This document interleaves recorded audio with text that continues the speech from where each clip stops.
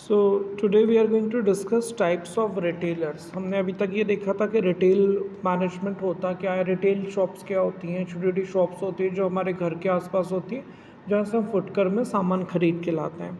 अब हम डिस्कस कर रहे हैं types of retailers. Store retailing by store based strategy. तो इसको अलग अलग कैटेगरीज में डिवाइड किया हुआ है।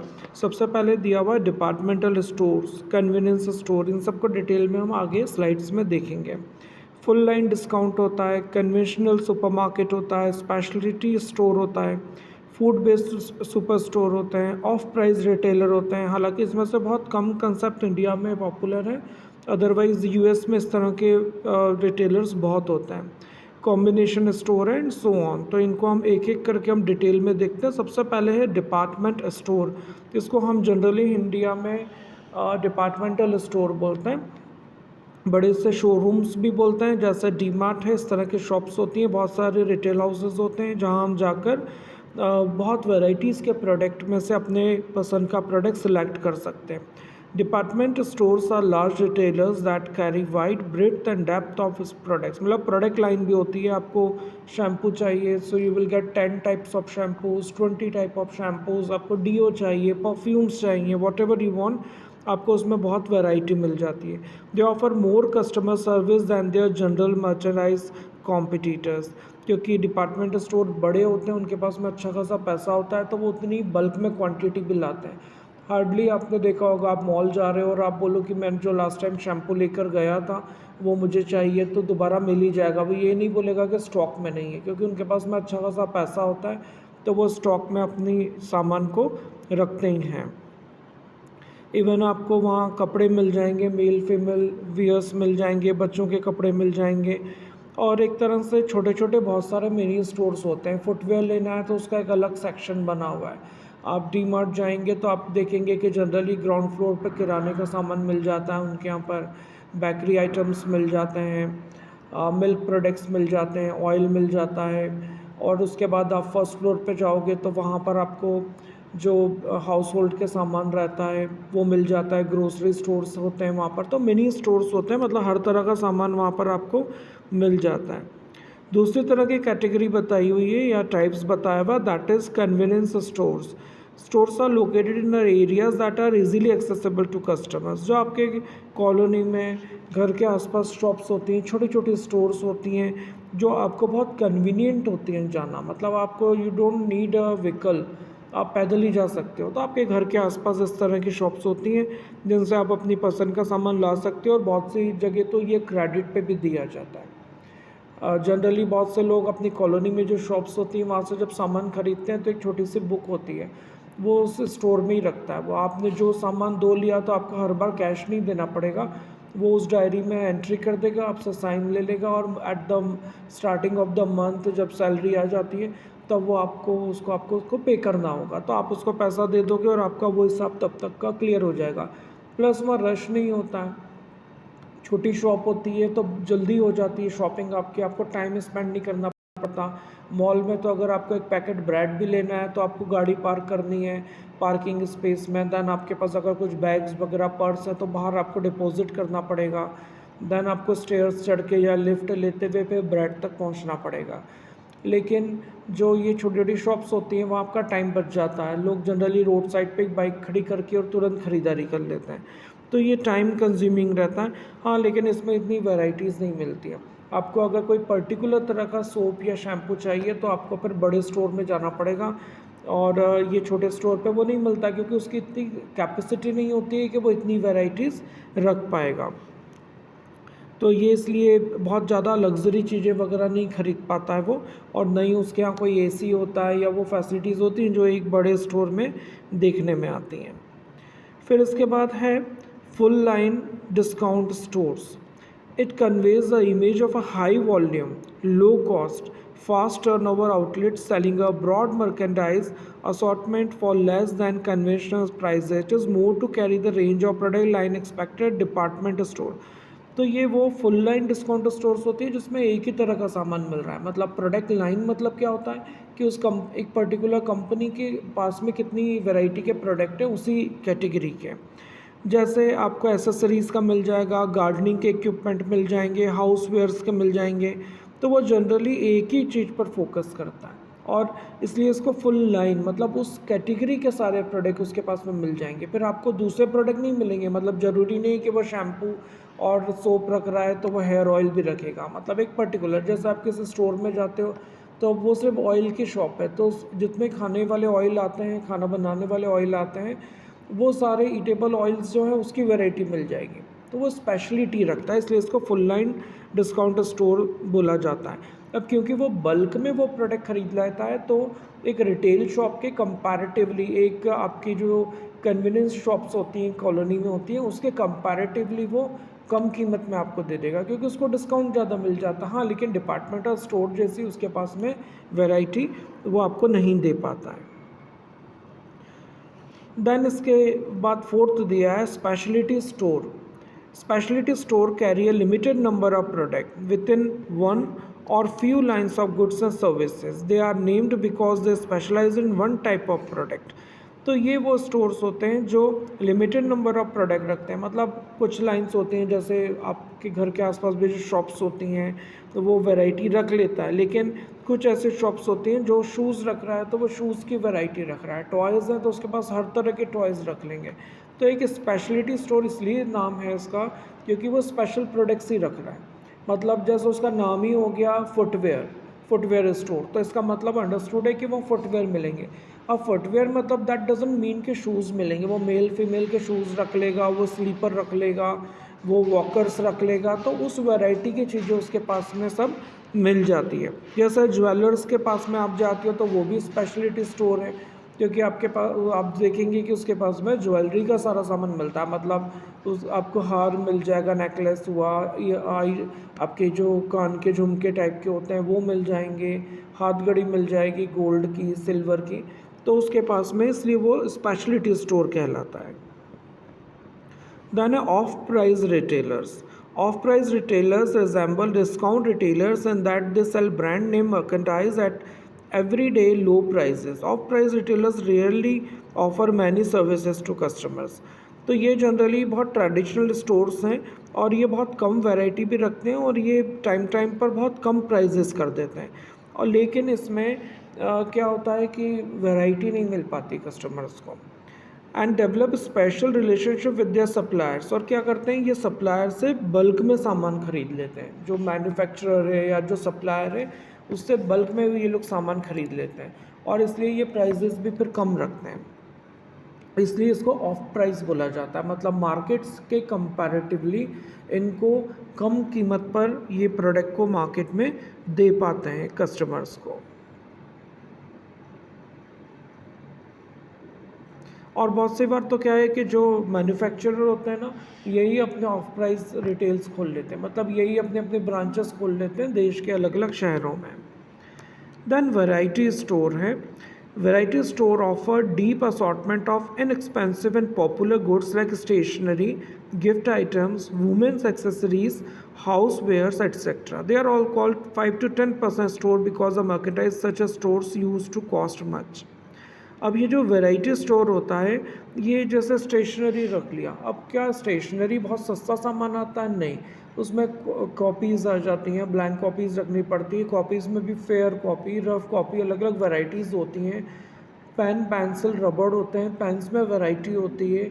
और पार्कर पेन की आप देखोगे कीमत तो वो कितना कॉस्टली होता है, रेनॉल्ट 5 रुपये का आ जाता है। तो इनको हर तरह की रेंज रखनी होती है और उसके लिए भी इनको बहुत पैसा चाहिए होता है। तो स्टिल ये वैरायटी स्टोर होते हैं और ये मार्केट में एक पर्टिकुलर सेगमेंट को लेकर बहुत वैरायटी में जाते हैं, रखते हैं मार्केट में। Then a flea market. Flea market is a literal translation of a French aux pauses in outdoor bazaars in Paris. जो आपके कॉलोनीज़ के पास में या 4 कॉलोनीज़ के बीच में कोई मैदान खाली है, वहाँ पर मार्केट बन गया, इसको फ्ली मार्केट बोला जाता है, जो इस द इंडोर और आउटडोर फैसिलिटी भी देते हैं। और छोटी छोटी शॉप्स होती हैं और मतलब एक एरिया में आपको बहुत वैरायटी मिल जाती है। अब इसका ऑनर एक नहीं होता है, अलग अलग होता है। लाइक फुटवेयर स्टोर मिल गया, जूस का शॉप मिल गया, सब्जी किराने का हो गया, तो वो सब फ्ली मार्केट की कैटेगरी में आता है। Consist of many retail vendors offering a variety of product. Generally India में अगर देखें तो इस तरह के छोटे छोटे कॉम्प्लेक्स होते हैं उस कॉम्प्लेक्स में आप जाओगे तो आपको 4-5 तरह के 8-10 तरह की शॉप्स मिल जाएंगी। आपको कटिंग के लिए, ब्यूटी पार्लर के लिए, आपको जो खाने पीने का सामान होता है, बेकरी होते हैं, फ्रेश आइटम्स होते हैं या ग्रोसरी स्टोर्स होते हैं, वो सब आपको एक कॉम्प्लेक्स में मिल जाएंगे। उन सबके ऑनर्स अलग अलग होते हैं, लेकिन आपको एक कॉमन प्लेस पर ये सारी चीज़ें मिल जाती हैं। Then a factory outlets. Factory outlets are manufacturer-owned stores selling manufacturers closeouts, discounted merchandise, irregulars, cancelled orders and sometimes in sessions. क्या होता है ये फैक्ट्री आउटलेट? मतलब ये होता है कि जो मैन्युफैक्चरर है वो खुद अपनी कहीं पर रिटेल शॉप खोल लेगा। अब वो क्या होता है, कई बार जो रिजेक्टेड प्रोडक्ट होते हैं वो तक उस पर मिलते हैं, क्योंकि वो और कोई ख़रीद नहीं रहा है, तो वो अपनी खुद की स्टोर खोल लेते हैं और वो वहाँ पर वो प्रोडक्ट रख लेते हैं और उस पर हैवी डिस्काउंट देते हैं। और क्या होता है कि ये लोग खुद अपनी जब शॉप खोलते हैं ना, तो इनको मीडिएटर्स को पैसा नहीं देना पड़ता है, तो इनका पैसा बच जाता है। वही पैसा वो डायरेक्टली कस्टमर्स को डिस्काउंट के तौर पर दे देते हैं। कई बार इसमें बहुत अच्छी क्वालिटी भी होती है, नॉट नेसेसरी कि रिटेल आउटलेट है तो सस्ता देगा तो क्वालिटी ख़राब होगी। ये फ्रेश स्टॉक भी आप देखोगे, जो रिटेल आउटलेट्स होते हैं उसमें लिखा रहता है फ्रेश अराइवल्स, मतलब जो और कहीं अवेलेबल नहीं है, जो नया फैशन है, ट्रेंड है, वो लेटेस्ट वहाँ पर अवेलेबल हो जाएगा। तो बहुत से जो फैशन ट्रेंडी लोग होते हैं जिनको एकदम से जो लेटेस्ट आया वो पहन के और पार्टी में जाना है, सो दे जनरली उस शॉप पर जाकर दे परचेज द आइटम्स। इस तरह के मेंबरशिप क्लब्स भी होते हैं। Membership clubs appeals to price conscious consumers but who must be a member of shop there. It breaks the line between wholesaling and retailing. Some members of typical club are small business owner employee who pay a nominal annual fees. क्या होता है कि एक retail shop आपने खोला, इस तरह के जैसे डी मार्ट है ना, इस तरह का कुछ और भी इस तरह के स्टोर्स होते हैं। डी मार्ट में तो इट इज़ डिफरेंट कंसेप्ट, आपको लेना रहता है, जो आप कैश देते हो लेते हो। इस तरह की बहुत सी कंपनीज भी हैं जिनसे साल भर में आपको एक एनुअल अमाउंट उनको देना होता है, और वो एनुअली अमाउंट आपने दे दिया। अब आप जाओगे तो वो आपका उसी सामान को ख़रीद के उन रिटेलर ने होल सेलर से कम कीमत पे रखा हुआ है, तो वो आपको ज़्यादा से ज़्यादा डिस्काउंट मिलेगा। ये उन कस्टमर्स के लिए अच्छा रहता है जो चाहते हैं कि हम एक बार पैसा दे दें और हमें कम से कम कीमत पर प्रोडक्ट मिल जाए। अब ऑफ कोर्स अगर आपका पैसा है और आपने एक रिटेल वाले को दे दिया है, उसने होलसेलर को दे दिया और सस्ता सामान ख़रीद लिया है, और आप उससे मंथली जाके परचेस कर रहे हो, तो वो आपका तो पैसा वहाँ लगा हुआ ही है ना, ऑलरेडी आपने 10,000 20,000 30,000 दिया हुआ है, तो वो आपका ही पैसा है। लेकिन आपको वो कम कीमत पे मिल जाएगा सामान, क्यों? Because you have paid advance, है ना। बहुत से रिटेलर तो क्या करते हैं कि उनने हर शहर में ऐसे 500 लोग ढूंढ लिए, सबसे उनने 20-20 30,000 ले लिया। अब ऐसे उनके पास में 10 लाख इकट्ठे कर लिए अलग अलग शहरों से, 2-4 शहरों से। मैन्युफैक्चरर के पास गए कि इनको नेक्स्ट मंथ ये चाहिए, मैन्युफैक्चरर ने वो प्रोडक्ट बना लिया उस पैसे से, जो कस्टमर से पहले ही ले लिए, और 1 महीने बाद उसने उस प्रोडक्ट को उन स्टोर्स के थ्रू कस्टमर्स को बेच दिया। तो रिटेल वाला भी फ़ायदे में रहता है, मैन्युफैक्चरर इसलिए फ़ायदे में रहता है क्योंकि उसको तो एडवांस पैसा मिल गया है, तो इसलिए वो बेनिफिटेड होता है और उसको बहुत फ़ायदा मिलता है उसमें। ये जनरली वो कंज्यूमर होते हैं जो मेंबरशिप ले लेते हैं और बहुत ही प्राइस कॉन्शियस होते हैं। Then conventional supermarket is essentially large departmental stores that specialize in food. According to the Food Marketing Institute, a conventional supermarket is a self-service food store that generates an annual sales volume of $2 million, या उससे ज़्यादा भी करते हैं। Generally ये वो supermarkets होते हैं, सुपरमार्केट में ही मतलब एक डिपार्टमेंटल स्टोर होता है जो जनरली खाने पीने की चेन खोलते हैं। इफ़ यू रिमेंबर तो जो ये हमारा एक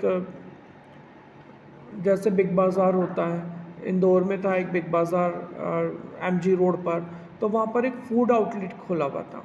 तो ये चेन होती है, ये जितनी जगह सुपर बाज़ार रहेगा या बिग बाज़ार रहेगा, ये अपनी अपनी के स्टोर वहाँ खोल लेते हैं और इनका बिज़नेस अच्छा रहता है। लोग परचेस करने आते हैं तो लोग खाना ही खाते हैं।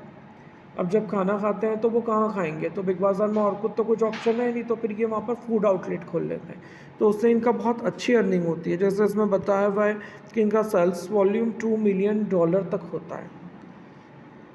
और इस तरह के जो स्टोर्स होते हैं जनरली ग्रोसरीज, मीट आइटम या मिल्क आइटम होते हैं वो भी रखते हैं।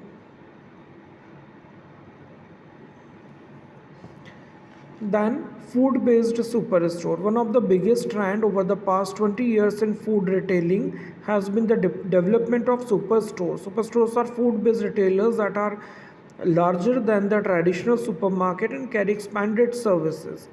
और ये क्या होता है, जो फूड बेस्ड सुपर स्टोर होते हैं ये बहुत बड़े बड़े स्टोर्स होते हैं और इनका कुछ का तो area 1 lakh 1.5 lakh square feet तक का भी होता है। और जनरली ये फूड मतलब खाने पीने का जो सामान होता है जनरली ये वो सामान रखते हैं जो एक कंज्यूमर डेली यूज़ करता है। देखिए कपड़े के स्टोर है या कार का स्टोर है तो वो जनरली कार का स्टोर होगा तो एक कस्टमर अपनी लाइफ टाइम में 4 या 5 बार जाएगा मैक्स टू मैक्स, है ना, शायद उतना भी नहीं जाता होगा। 2 व्हीलर में शायद हो सकता है वो थोड़ा ज़्यादा चला जाएगा, लेकिन मिल्क पैकेट है या मिल्क पाउच है या सब्जियां हैं या ग्रोसरी स्टोर है वो तो उसको रोज़ ही कंज्यूम करना है तो वो रोज़ ही कस्टमर जाएगा वहाँ पर। तो इस तरह के जो फूड बेस्ड स्टोर्स होते हैं इसमें डेली जो हम यूज़ करते हैं वो product, bakery items, sea food, non food sections, इस तरह का सामान वो रखता है। पर जनरली इसमें फूडिंग आइटम्स ज़्यादा होते हैं, ईटेबल आइटम्स ज़्यादा होते हैं, इसलिए इसका नाम फूड बेस्ड सुपर स्टोर होता है। 12th दिया है combination store. Because shoppers have been demanding more convenience in their shopping experience, a new type of food retailers has been emerging. अब क्या होता है, कस्टमर्स को सेटिस्फाइड करना बहुत मुश्किल होता है। आपने फूड आइटम का खोल दिया तो वो कहेगा अरे यहाँ ये नहीं है, आपने ग्रोसरी रख दी तो वो कहेगा अरे यहाँ कपड़े भी होने थे, एप्रिल्स भी होने थे, तो उसको और भी। तो कई बार कंपनीज क्या करती हैं कि कॉम्बिनेशन में ओपन कर देती हैं। मतलब जैसे आप रिलायंस का जो स्मार्ट पॉइंट है वहाँ गए होंगे तो वहाँ कुछ आइटम्स आपको मिल जाएगा। तो उसने अपना रिलायंस ट्रेंड खोला है तो वहाँ अलग आइटम्स, वहाँ कपड़े मिलेंगे, वहाँ आपको ग्रोसरी आइटम्स नहीं मिलेंगे। तो उसने अपने अपने अलग अलग सेगमेंट्स कर दिए, अलग अलग सेक्शन कर दिए, इसलिए इसको कॉम्बिनेशन, 2 या 2 से ज़्यादा तरह के आइटम्स को जब एक रिटेलर सेल करता है कॉमन रूफ के नीचे तो उसको हम कॉम्बिनेशन स्टोर बोलते हैं। Then supercenters and hypermarket. Supercenter is a combination of superstore and discount store. जो सुपर सेंटर होते हैं वो डेवलप्ड हुए थे यूरोपियन मार्केट में और उसको बाद में करके उन्होंने हाइपर मार्केट कर दिए। Supermarket is the fastest growing retail category and encompasses such as sales, जैसे वॉलमार्ट है ये इस कैटेगरी का है जिसके पास में सुपर सेंटर का 74% है।